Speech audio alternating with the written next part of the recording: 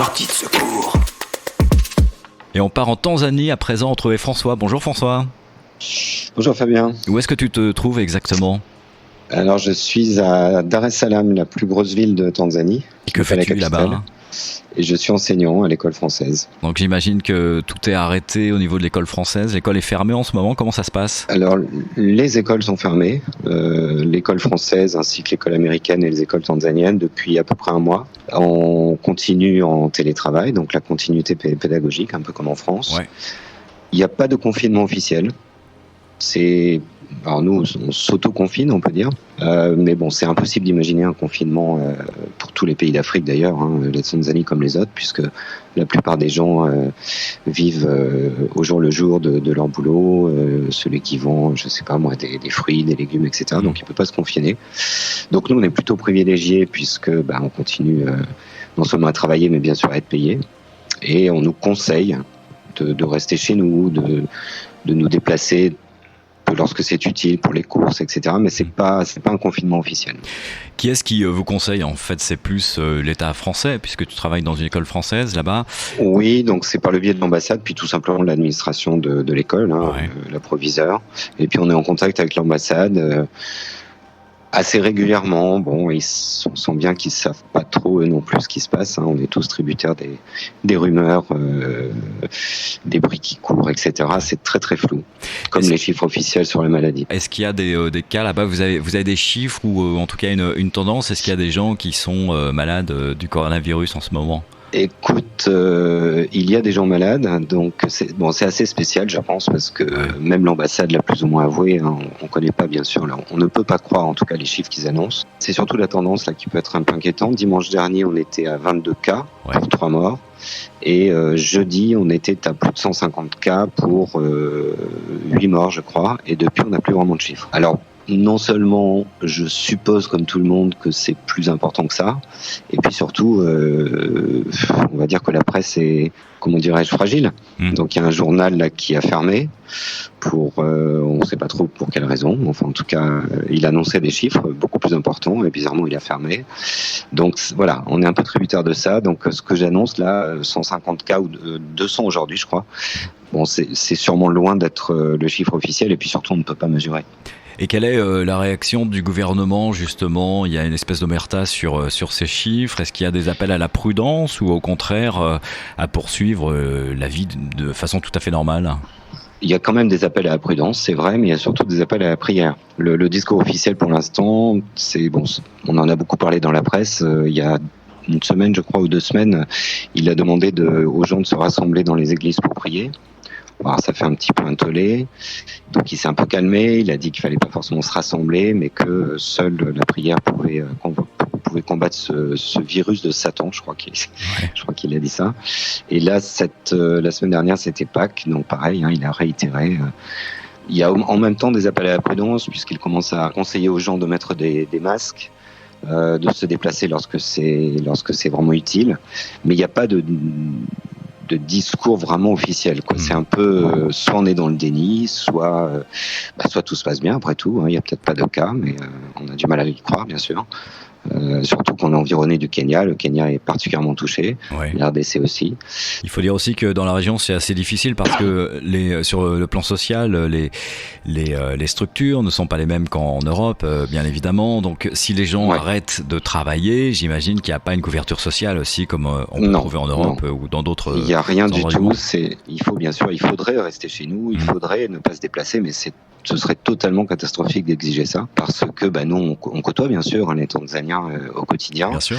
Et c'est une catastrophe pour eux s'ils ne travaillent plus. Moi moi je suis un immense privilégié, je suis un fonctionnaire, je touche mon salaire tous les mois, et je sais pas, il y a 2 semaines j'ai acheté ma dernière noix de coco parce que j'adore ça.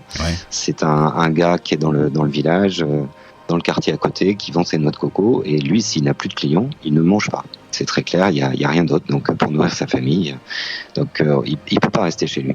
C'est impossible. Alors la seule alternative, en fait, c'est de faire attention, d'être très prudent. Est-ce que sur place, il y a moyen de trouver des masques ou des protections pour se prémunir du virus, ou est-ce que chacun est livré un petit peu à soi-même ? Alors écoute, je pense que je parle un français, donc ça va te parler. Moi, j'ai acheté tranquillement une boîte de masques il y a 3 jours. Ouais. Il y en avait encore beaucoup. Donc c'est très étrange, hein, puisque je sais que la France, ici on en vous avez manque, beaucoup de problèmes. Hein, voilà. Donc là on en a. Alors est-ce qu'ils sont bons? Ça c'est autre chose, hein, mais a priori oui. Hein, je sais pas trop comment ça s'appelle, les masques de chantier. On remarque très nettement depuis, 4-5 jours. Il y a une très très grande majorité des gens qui mettent un masque maintenant dans les magasins, dans la rue, etc. Vraiment, c'est arrivé brutalement. Au niveau des gestes barrières, il n'y a pas forcément de distanciation. C'est compliqué aussi. Quand même c'est compliqué. C'est très très compliqué dans les magasins d'être loin des gens. Alors par contre, ils ont fermé. La plupart des restos et des bars sont fermés parce que là, c'était vraiment, c'était impossible à respecter. Mais ça reste compliqué, bien sûr. Hein. On peut pas vraiment le respecter et en même temps, il faut le respecter. Je peux pas mieux dire, c'est pas très précis. Mais c'est très difficile de mettre en place ce genre de choses dans un pays africain, Tanzanie ou les autres, hein, je suppose. Je suis en contact avec pas mal de profs autour et c'est un peu partout pareil. Toi, avec tes élèves, tu la vis comment la situation? Donc l'école est fermée, tu le disais. Tu travailles à distance avec tes élèves. Est-ce que tes élèves sont équipés justement pour travailler à distance? Ouais, alors là aussi, je suppose, je suis pas sociologue, hein, parce que ça fait un peu celui qui connaît tout, mais je suppose que notre école est privilégiée, hein, l'école française ou l'école américaine, ça doit être pareil. Donc effectivement, la très grande majorité de nos élèves ont un accès à Internet, ont une tablette, un ordinateur, etc. Donc moi, j'ai quasiment tous mes élèves. Alors après, il y a des élèves qu'on voit moins, on sait qu'ils sont équipés, mais pour d'autres raisons. Voilà, hein, c'est l'éloignement, ils sont pas forcément obligés d'être là. C'est vrai que c'est très facile de sécher les cours, hein, encore plus facile qu'en présentiel. Ça se passe bien, ça demande beaucoup de boulot, bizarrement. Donc c'est vrai qu'au début, on commençait à entendre, vous êtes tous en vacances, c'est cool pour vous. Mais en fait, non. Parce que j'ai eu la même réaction. Je me disais, ça va être plus tranquille. On va pas se la couler douce, mais ça va être plus tranquille. En fait, pas du tout. Ça demande vraiment beaucoup de travail parce que comme il n'y a pas de présentiel, on peut pas rebondir sur ce que disent les élèves. Donc, il faut vraiment avoir un cours hyper structuré. Et hélas, on peut pas justement rebondir sur la réaction des élèves. On bosse beaucoup par Zoom.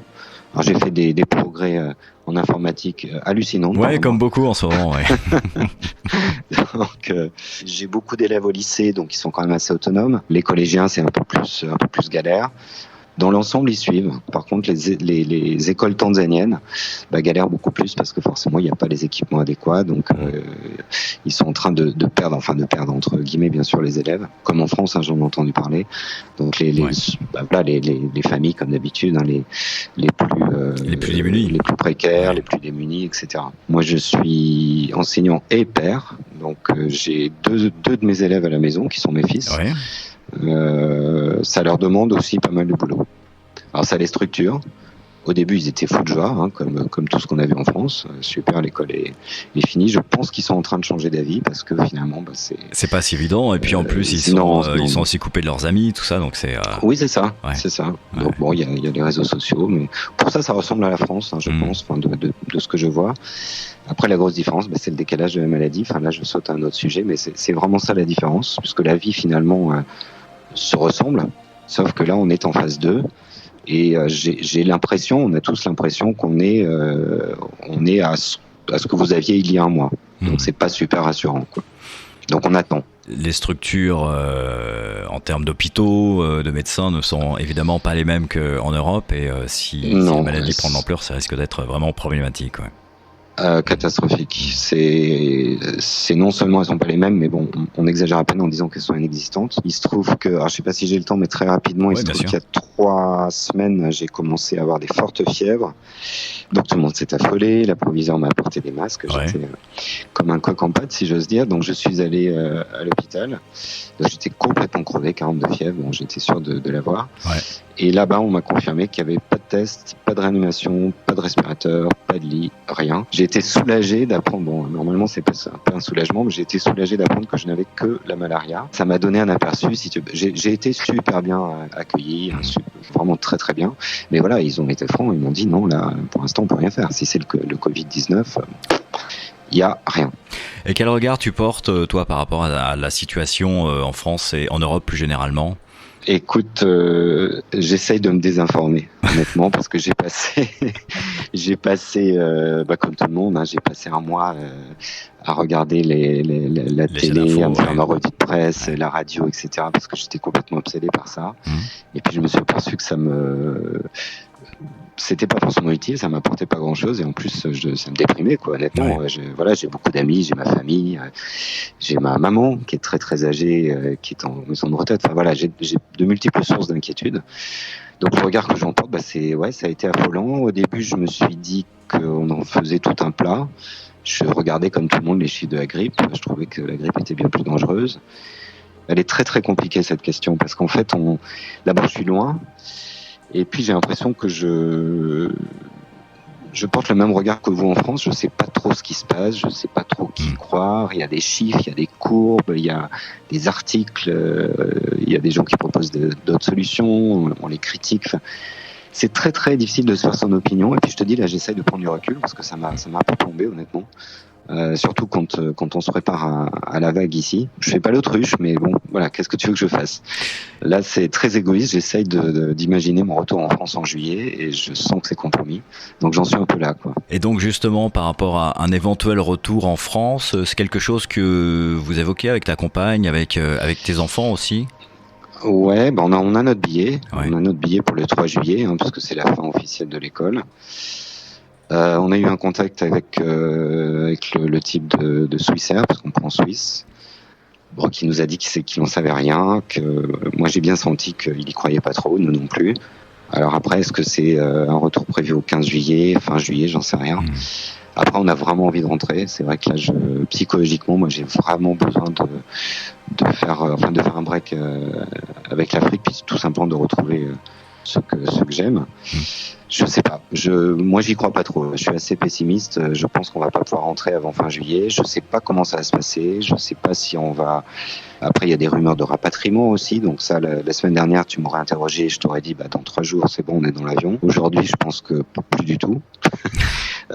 Tu m'appelles demain, ça aura peut-être changé. Enfin voilà, c'est très aléatoire. Ouais, c'est vraiment, pour l'instant, on n'est pas dans le rapatriement. Ouais, donc là, ce sera en juillet. Ouais, c'est un peu ça. Ouais. Merci beaucoup, François. Merci d'être passé par Sortie de Secours. Je te propose que tu nous donnes des nouvelles très vite. Ouais, comme dit l'ambassade, quand la situation s'aggravera, on imaginera une solution. Voilà. Donc j'espère que quand tu m'appelleras, ça sera pas aggravé. Mais ok. On l'espère aussi. Je te remercie beaucoup. En tout cas, à très vite. De rien. Au revoir. Sortie de secours.